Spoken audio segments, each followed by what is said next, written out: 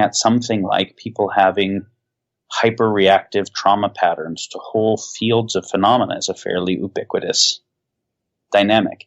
And I'm wanting to, and then it propagates, right? Because then that person responds out of trauma in a way that usually traumatizes other people. And then people are like, man, people are fucking crazy. I need to trust people less. And this is also mentally unwell, but adaptive in that environment. There's another one, which another friend, Bryce Hitty Smith, shared, which was that in those types of environments, most people get a phenomena that looks a lot like borderline.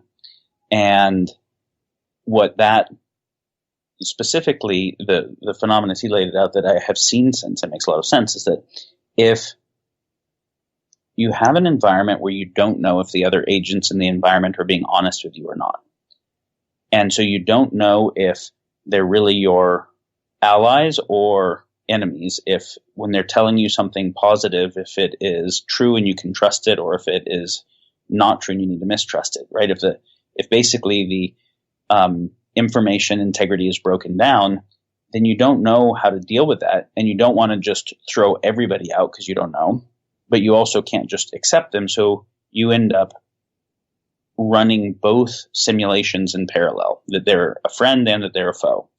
And you want to believe that they're a friend because life is better if they are, so you bias in that direction, but there's some building background anxiety, and then you see something that makes you not trust them, and then you flip and run the alternate model of they're a foe, and there's the flip between those worlds where they are what they say they are versus where they're not what they say they are. There's also then a version of you that is in response to each of those realities that's different, and that's a borderline kind of behavior, because you go from seeming like a friend to reacting seeming like an enemy, because that's what you're modeling.